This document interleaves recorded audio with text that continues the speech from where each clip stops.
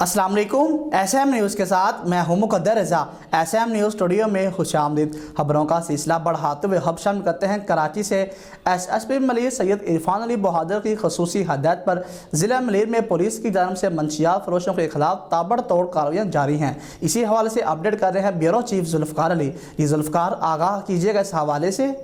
जी बिल्कुल, इस हवाले से SP मलिर संघार मलक का कहना था कि शाह लतीफ़ टाउन पुलिस ने बैनुल सबाई मंशियात डीलर गिरोह के 4 करिंदे गिरफ्तार कर लिए।